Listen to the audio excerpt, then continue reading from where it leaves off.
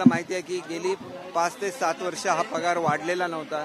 गेल्या मार्च महिन्यातच म्हणजे या एप्रिलपासून 20% वाढ ही अंगणवाडी सेविकांनी दिलेली आहे.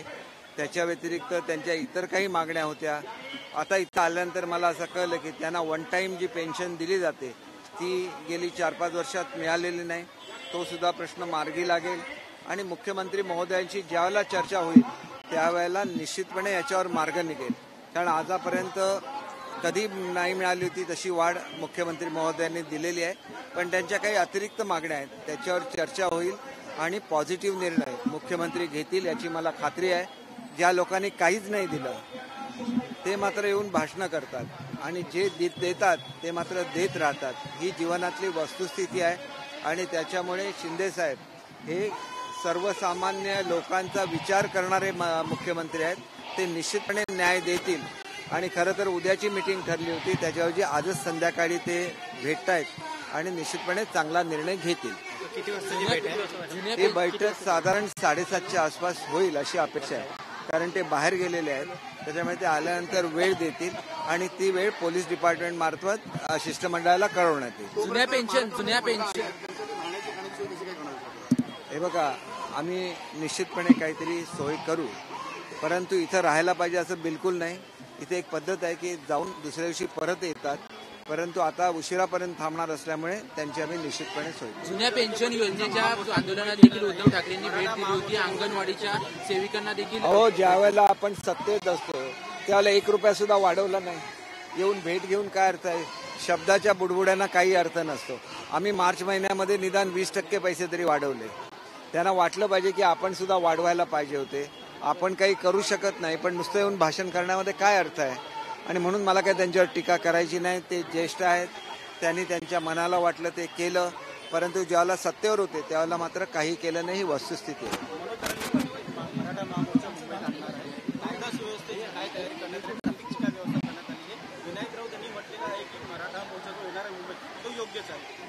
हे बघा मी मगाशी सुद्धा तुम्हाला सांगितलं आरक्षण कोणी दिलं.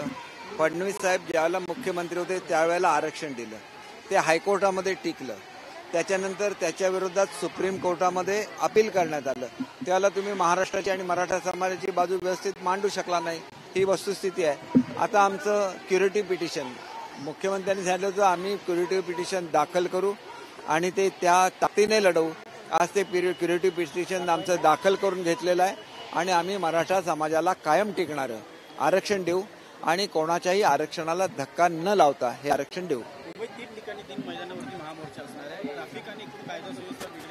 बघा पोलीस सज्ज असतात परंतु एक वैशिष्ट्य हे मराठा समाजाच्या मोर्चाचं नेहमी राहिलेलं आहे की लाखोचे मोर्चे असतात परंतु ते शांततापूर्ण असतात आणि तीच जी मराठा समाजाची ख्याती आहे ती मराठा समाज कायम ठेवेल याची मला खात्री आहे. महालक्ष्मी रेसकोर्स येथील ही जागा आहे ती आता सरकार बिल्डरला त्याच्या घशात घालण्यासाठी देतं अशा पद्धतीने आरोप आदित्य ठाकरेंनी केलाय. आदित्य ठाकरे काय बोलतात हे अत्यंत मोठा विनोद आहे.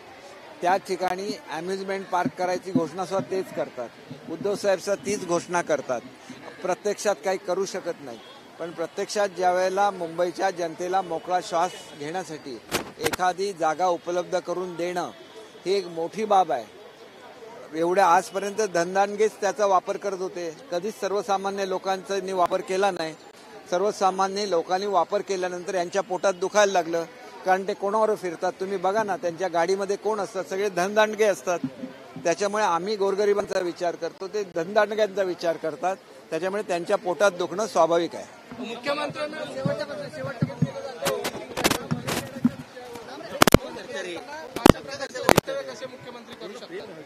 एक गोष्ट मी तुम्हाला निश्चितपणे सांगतो की मुख्यमंत्री हे काम करणारे मुख्यमंत्री आहेत. जे काहीच करत नाहीत त्यांना टीका करता येते. काम करणारी लोक कधी टीका करत नाहीत. ते काम करत राहतात. आम्ही किती डिपार्टमेंटचे पगार वाढवलेत बघा. शिक्षक सेवक होते 4,000, 6,000, 8,000 होते 16,000, 18,000, 20,000 केले. लायब्ररी असिस्टंटला 1,500 रुपये पगार होता 18,000 रुपये पगार केला. अंगणवाडी सेविकांचा पगार सुद्धा 20% वाढवलेला आहे. त्याच्या व्यतिरिक्त त्यांची मागणी आहे त्याचा सुद्धा विचार होईल. परंतु हे सरकार सर्वसामान्य लोकांचा विचार करणारं सरकार आहे. मुंबईमध्ये स्वच्छता कर्मचाऱ्यांच्या राहण्याच्या जागा दुरुस्त व्हायला लागल्या. पोलिसांच्या राहायच्या कॉलनीज दुरुस्त व्हायला लागल्या. तुम्हाला कशाला यांची आठवण झालेली नव्हती आजपर्यंत? हे सरकार आल्यानंतर ही कामं का व्हायला लागली याचा सुद्धा विचार सर्वांनी केला पाहिजे. जो 1,00,000-1.5 लाखाची भरती या सरकारने केली आहे, तुम्ही ती करू शकला नाही, ही वस्तुस्थिती आहे. एबीपी माझा, उघडा डोळे बघा नीट.